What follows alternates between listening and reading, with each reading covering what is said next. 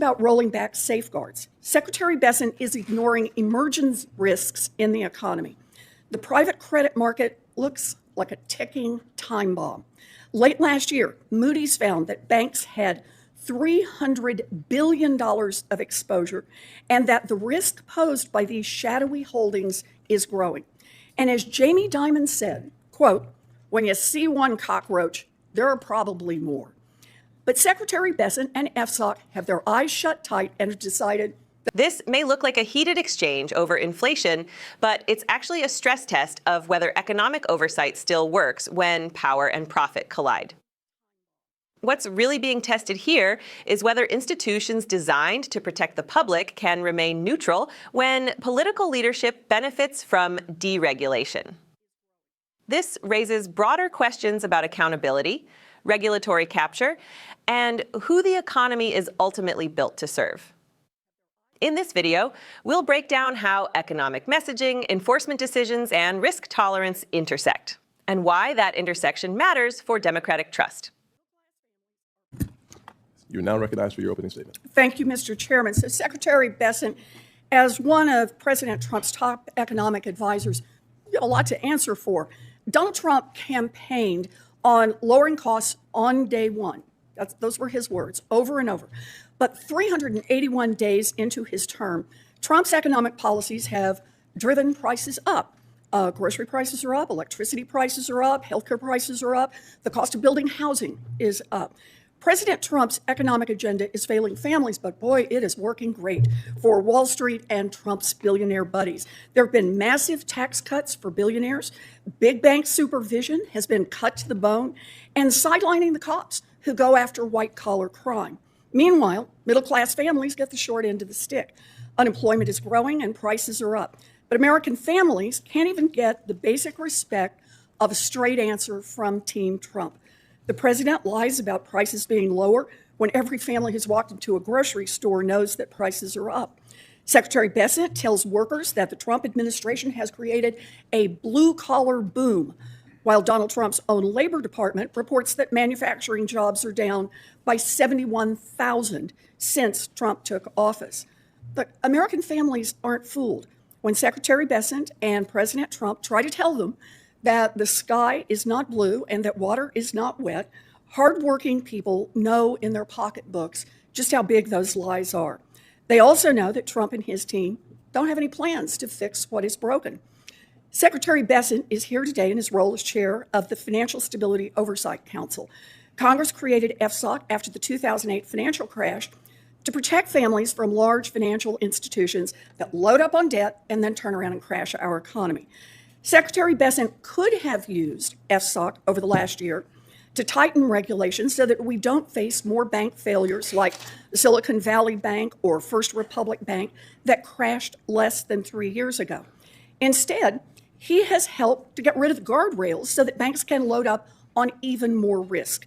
He's boosted profitability for giant banks and pay for CEOs while making it more likely that all of this ends in yet another taxpayer bailout. And what has he done for consumers?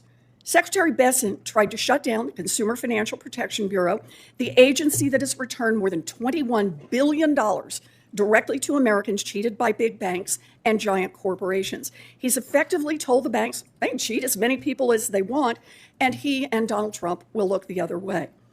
But it's not just The moment we just witnessed was not a routine exchange. It was a direct confrontation.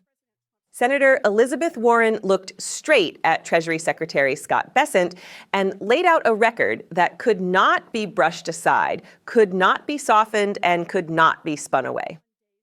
Line by line, she dismantled the central promise of Donald Trump's economic agenda, the promise that costs would fall, that families would feel relief, that prosperity would reach the kitchen table. Instead, she forced the numbers into the open. Groceries up, electricity up, healthcare up, housing costs climbing higher. And more than a year into Trump's second term, the gap between what was promised and what Americans are living with has only widened.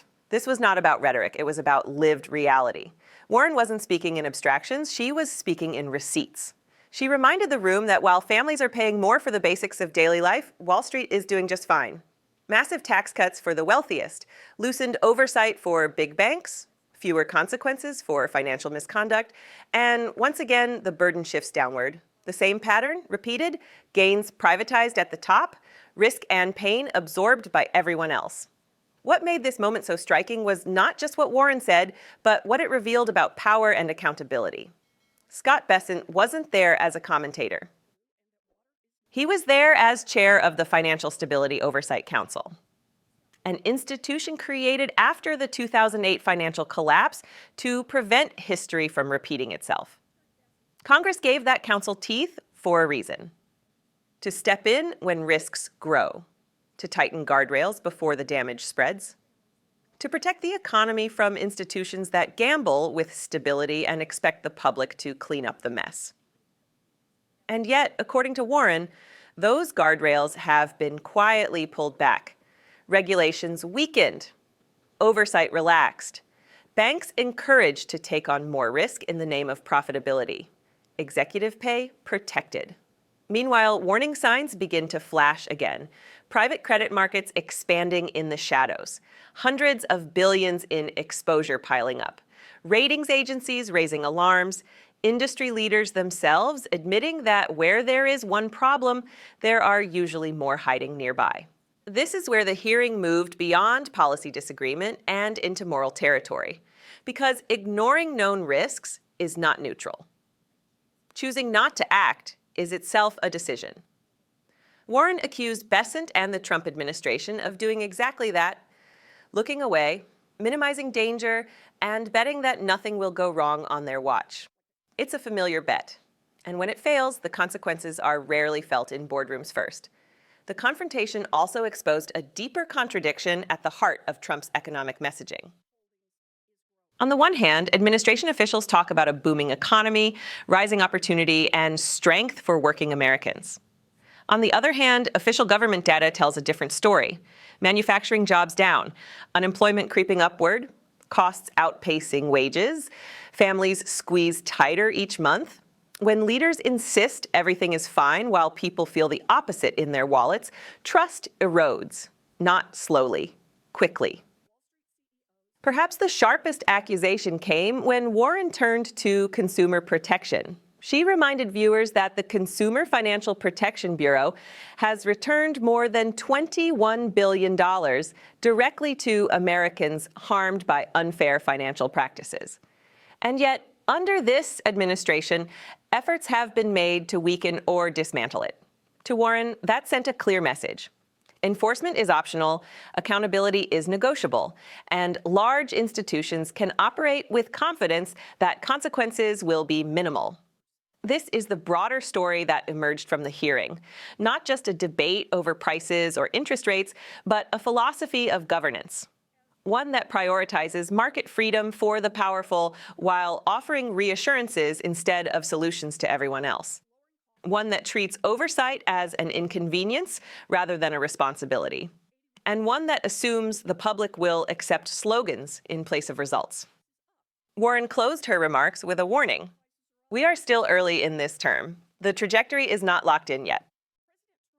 But without a change in course, she argued, the system is being pushed closer to another reckoning, one where the economy continues to reward those at the top, while stability below grows more fragile by the day. Whether one agrees with her politics or not, the moment mattered, because it forced a question into the open. Who is the economy really being built for? And who is expected to absorb the cost when optimism collides with reality? Congressional hearings are often forgotten as soon as the cameras turn off. But sometimes a few minutes of unscripted confrontation cut through the noise. They expose priorities, they reveal values, and they remind us that policy choices are never abstract. They shape the price of food, the cost of housing, the security of work, and the confidence people have in the future. This is not just about one senator or one official. It is about whether accountability still exists at the highest levels of power, whether warnings are acted upon or ignored, and whether leaders are willing to confront uncomfortable truths before the damage is done. If you believe moments like this deserve attention, if you believe transparency matters, and if you want continued unfiltered coverage of the forces shaping American life, support our work. Subscribe to Liberty Report USA.